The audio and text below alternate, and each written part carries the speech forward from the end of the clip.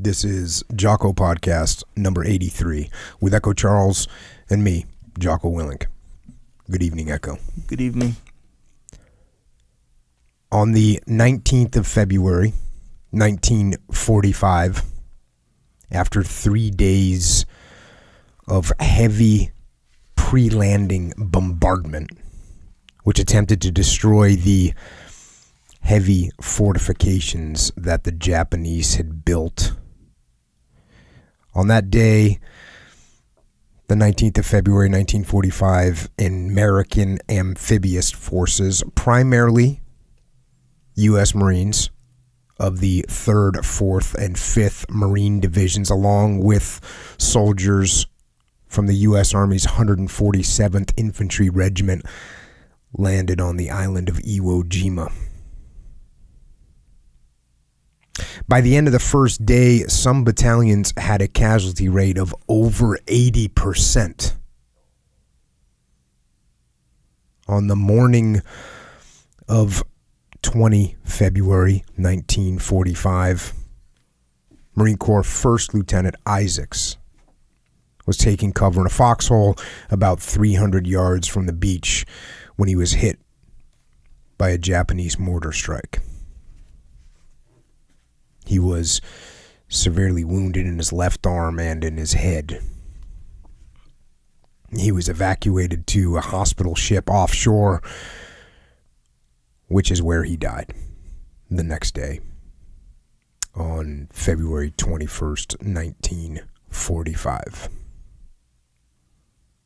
And it was about 2 months prior to that, on December 17th, 1945, that First Lieutenant Leonard Smith Isaacs had written a letter to his two boys. Now, I have a lot of people ask me questions about parenting. I got 4 kids, so people want to know my thoughts on it. People also obviously ask me about war. And they ask me what kind of advice I have for my son. And I think that First Lieutenant Isaacs answers many of these questions a lot better than I ever could. And here's what he told them in that letter. December 17th, 1944. My dear little boys, I'm writing you today, just a week before Christmas Eve, in the hope that you will get this little note at Christmas time. All of this coming week will be holidays, and I can just imagine the fun you will be having, especially when you know it's just a few days before Santa Claus will be coming. If it were possible, I would like to come down the chimney myself and crawl right into your stocking. Wouldn't that be a surprise? I would enjoy it even more than you. But since your dad is far away and Santa Claus has the only reindeers that will fly through here, I'm afraid we'll have to let Santa Claus use them. After all, he has so many places to go in such a short time. I won't be able to give you a Christmas present personally this year. But I do want you to know that I think of you all the time and feel very proud of the way you have been helping your mother while I'm gone. I know that it's only natural for young, healthy, and strong boys like you are to want to play and have fun all the time. But I do want you to think about helping Mummy, because it is hard for her to do everything while I'm gone. I know that you would like to give me a Christmas present too. So I will tell you what you can do, and this will be your Christmas present to me. Every day, ask Mommy if there are errands that you can do for her. And when there are errands to run, say, "Sure, Mommy," and then give her a big smile. Then during the day, go up to your room and look around. If there are toys scattered all around or you left some of your clothes on the floor, pick them up. Also, when Mommy is busy trying to clean up the house, don't leave her by herself.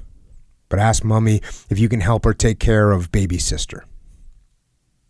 If you do those things for me, that will be the finest Christmas present that you could give me. Oh yes, and Cece, are you eating your meals like a real man now? Well, my boys, I guess you often wonder why people fight and have wars, and why lots of daddies have to be away this Christmas time at fighting, when it would be much nicer to be at home. That's a hard question to answer. But you see, some countries like Japan and Germany have people living in them, just like people you and I know. Those people want to tell everybody what they can do and what they can't do. No one likes to be told how to live their life. I know that you wouldn't like it if one of the boys in the neighborhood tried to tell you what church you should go to, what school you should go to, and particularly if that boy would always be trying to beat up some smaller or weaker boy. You wouldn't like it, would you? And unfortunately, the only way to make a person like that stop these sort of things, or a country like Japan or Germany, is to fight them and beat them. And teach them that being a bully, because after all, that's what they are, is not the way to live. And that we won't put up with it.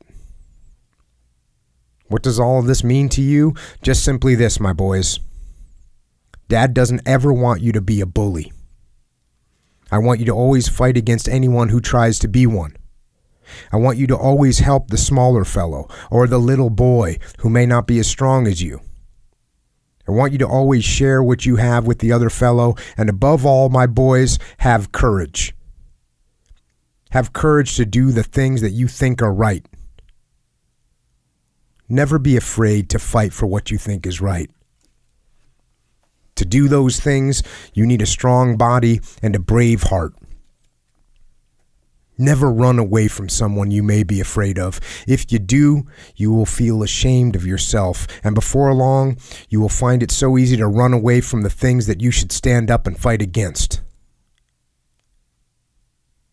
If you and lots of other boys try to do the things that Dad has been talking about in this letter, it may be that people will not have to fight wars in the years to come.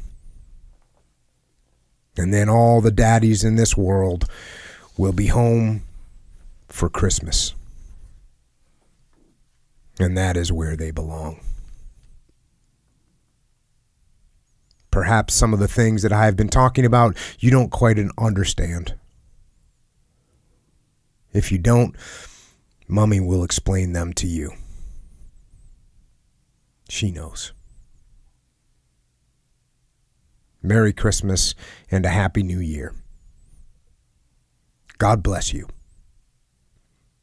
Daddy.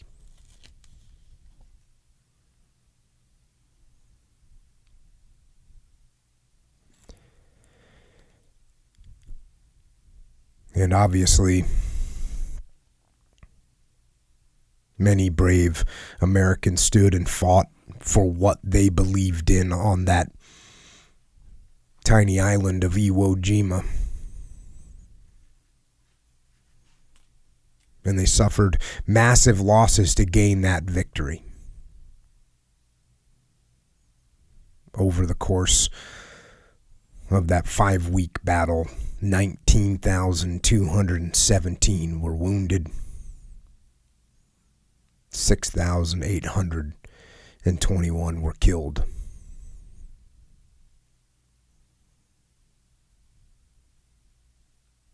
And First Lieutenant Leonard Smith Isaacs, Marine, husband, father, daddy, was buried at sea.